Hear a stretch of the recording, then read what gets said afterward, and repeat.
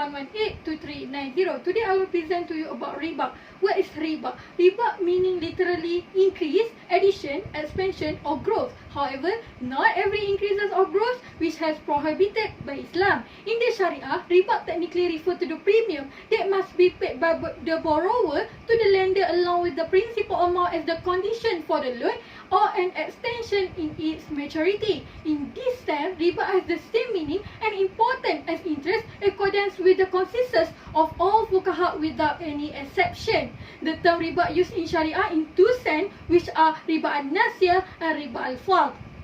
Riba an-nasiyah, the term nasiyah comes from the word nasiyah, which means postpone, defer or wait, and refer to the time that is allowed to the borrower to repay the loan in the return for addition or the premium. Hence, riba an-nasiyah is equivalent to the interest charge of the loan.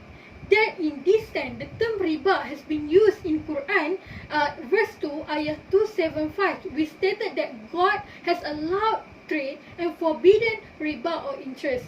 The prohibition of riba an-nasiyah essentially implies that the fixing in advance of the positiveness rate of the return on the loan as the reward for waiting is not permitted by the Sharia. It makes no difference whether the rate of return small or big or fixed or variable percent of the principal or absolute amount to be paid in advance or in maturity or a gift or service to be received as the condition for the loan. The point in this question is the predetermined positiveness of the return. It is important to note, according to the Sharia, the waiting involved in the repayment of the loan does not by itself justify a positive reward. Thus, absolutely no different opinion among all schools Muslim jurisprudence that riba an-nasiyah stand for interest and haram and prohibited in Islam.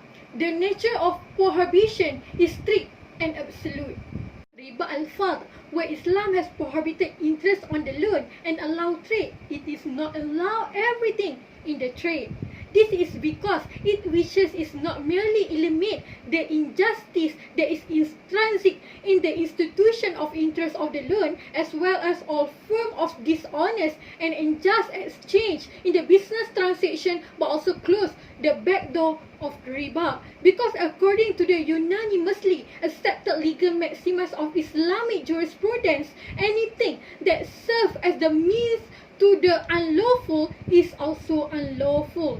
Since people may be exploited or cheated in several different ways, the Prophet Mohmad warned that Muslims could indulge in riba in several different ways. This is the reason why Prophet Nabi said, leave all created doubt in your mind in favor of what does not create doubt. Cited by Ibn Kathir in his commentary on verse 2, ayah 275. Khalifah Omar was inspired to say, abstain not only from riba, but also from riba. Riba from raib, which literally meaning doubt or suspicious, or refer to income which has the same balance of riba or which raises doubt in the mind about the rightfulness. It covers all income derived from injustice or exploitation of others. Thus, it may be said in briefly that anything that is unjustified received by the extra by one of two counterparties on the trade transaction is riba al-fadl, which may be defined in the words of Ibn Arabi as all excess over what is justified by the counter value. Ibn Arabi 1957. From the above definition, we can conclude that there are actually two distinguishable types of excesses. For example, the excess occurring from a loan transaction and the excess occurring in the sale or barter transaction. That is essentially counterpart of the verse, God has allowed trade and prohibited riba. Where riba an-nasiyah related to the loan and is prohibited in the second part of the verse, riba al-fadl related to the trade and implied in the first part. Because trade is allowed in the principle does not mean all trade is allowed in Islam, because riba al-fadl refer to all unjustified and exploitation. Both type riba will be deal with the discussion according to the prohibition riba in the Quran and As-Sunnah. For the purpose of our study, we may be adopt standard definition for the term of riba, whereby it is defined as an his or access which occur to the owner in the exchange or sale of commodity or by virtue of loan agreement without giving in a re-equivalent counter value to the other party. Bismillahirrahmanirrahim. Assalamualaikum warahmatullahi wabarakatuh. My name is Siti Amira Sakinah Binti Mohmad Jailani. My matric number is 1182397. Okay, now I will continue my group presentation with prohibition of riba in Quran and controversies of prohibition of riba. Okay, for the prohibition of riba in Quran, prohibition of riba appears in the Quran in 4 separate revelations. These revelations constitute the 4 stages of prohibition, which are as follows. For the first stage, as we read in Surah Ar-Rum in the verse 39, where it revealed in Makkah. This verse draws a comparison between those who give money to get an increase, which is riba, and those who give alms seeking for Allah's pleasure, whereby the former is deprived the rest of Allah's blessing, whilst the latter gets its manifold. Next, for the second stage, we can refer in Surah An-Nisa in the verse 161, where this verse were revealed in the early Madinah period. They condemned the practice of riba in stronger terms by attributing it to the practice of the people of the book, or the other name is Jews, which is considered as a form of iniquity. Also, it placed those who took riba in contrast with those who wrongfully appropriated other people's property and threatened both with severe punishment from God. Moreover, the prohibition of riba continued with the third stage in Surah Al-Imran in the verse 130. This verse was revealed around the 2nd or 3rd year after Hijrah. This verse enjoined Muslims to keep away from riba if they desire their own welfare, which is in the comprehensive Islamic sense. Last but not least, in the fourth revelation, which is in Surah Al-Baqarah from verse 275 until 281, which is near the completion of the Prophet's mission. This verse will severely censor those who took riba by declaring them to be at war with God and His Messenger, and establish a clear distinction between trade and riba. This verse also requires Muslims to annul all outstanding riba, instructing them to take only the principal amount and to forgo even this in case of the borrower's hardship. The text of the ayah in Surah Al-Baqarah also define the prohibited of riba, such as any increment added to the principal. This means that any inappropriate addition, however small amount, is considered to be riba, and the lender should receive only the principal. The Quranic text prohibits completely and without any doubts all rates and causes of riba. Thus, any accrued amount added to the principal is unlawful, whatever the reason were for the incurrence of the debt. Assalamualaikum warahmatullahi wabarakatuh. I am Azma Nadiah Afifi Binti Azizi. Okay, next we look at riba prohibited in Sunnah. Nabi Muhammad SAW give us a complete code of life that covers all aspects of human life. Islam as a religion of peace, brotherhood and cooperation has its prime concern of being totally submissive to Allah. Islam ensures complete success in this life and the hereafter by following the instruction of the Holy Quran and Sunnah. There are many narrations regarding the prohibition of riba in the Sunnah. It suffices to mention a few of these narrations in this paper. Among these narrations are the prohibition of riba in general and the prohibition of specific types of riba that are riba al-nasiyah and riba al-fadlu. First, the prohibition of riba in general, which is from Jabir.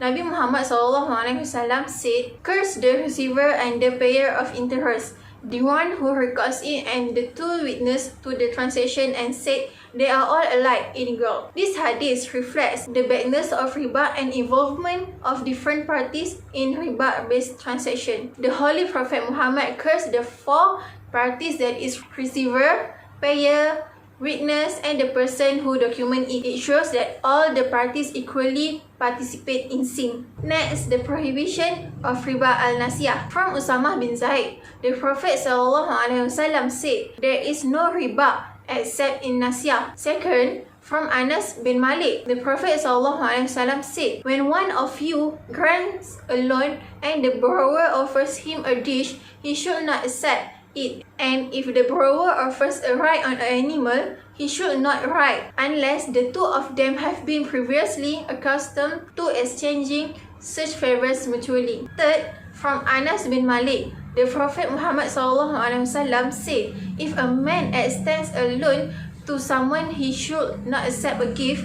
It reflects the careful treatment of monetary transaction to control riba in the economy. It indicates that any excessive amount or even additional benefit and facility than the principal amount could be the part of riba. Last, prohibition of riba al-fad. From Abu Sa'id al-Khudri, the Prophet SAW said, gold for gold, silver for silver, weight for weight, barley for barley, dates for dates, and salt for salt, light for light, and hand to hand. Whoever pays more or takes more has indulged in riba. The taker and the giver are alike in gold. This hadith specifies the 6 commodity to be exchanged at equal and like. 2 of them represent as money commodity while others are staple food items. Other than that, the wisdom behind the prohibition of the riba.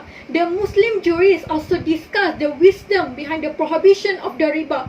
Generally, it can be summarized as the elimination of injustice and the call of cooperation. Moreover, the impact of the riba on the society at large compared to the other prescribed in the hudud, which impact are restricted to only a few people. Riba is clear burden on the borrower, and in any circumstances, he is obligated to repay the principal and the interest charge or money renting. Money and time cannot grow by themselves. Riba also the main pushing factor for the people with the surplus money to lend their money to the deficit unit in the economy.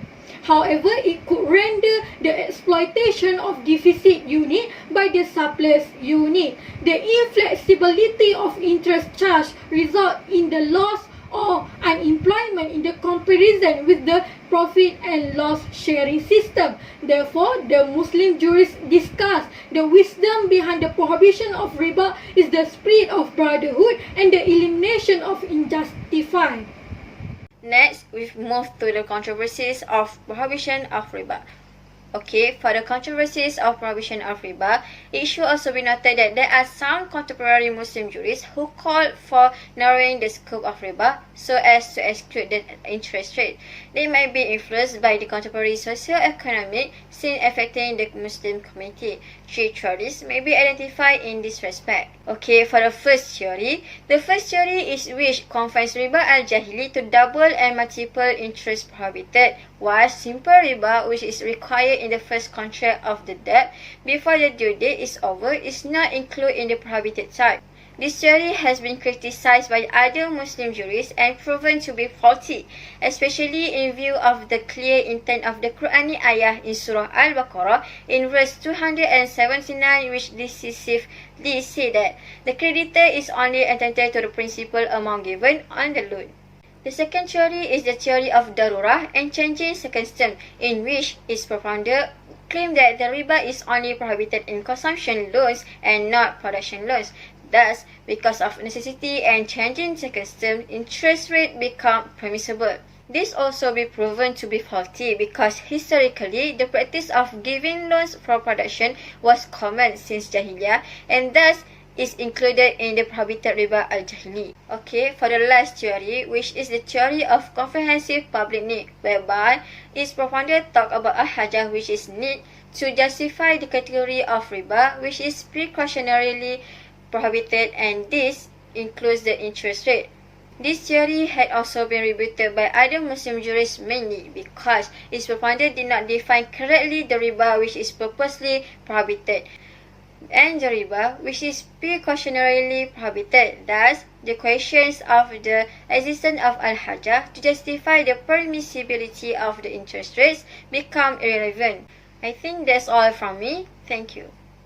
For the conclusion, from the foregoing discussion, it is clear that riba is prohibited in Islamic law. This is evidenced by the clear text of the Quran, Sunnah and juristic opinions. The most important element to be eliminated is the element of riba. With the elimination of riba, all forms of exploitation will be eliminated, especially in the form of the financial being assured of a positive return without doing any work or sharing any risk, while the entrepreneur, in spite of his management and hard work, is not assured of such a positive return. Inception of Islamic banking across the globe requires a study to differentiate the Islamic and conventional banking system. Human beings perform religious, social and economic activities according to their specific environment. In Islam, social and economic activities are closely tied with religious activities. Every Muslim is required to execute only those activities which are permissible, which is halal, and must refrain from prohibited, which is haram. Islam allows trade-oriented activities in the society for the collective well-being. On the other hand, riba or interest-oriented transactions are strictly prohibited in Islam. Based on the above discussion, it is difficult to see how anyone could justify interest in an Islamic social system. The difficulty to understand the prohibition comes from lack of appreciation of Islam values, particularly its uncompromising emphasis on socio-economic justice and equitable distribution of income and wealth. That's all from me. Thank you.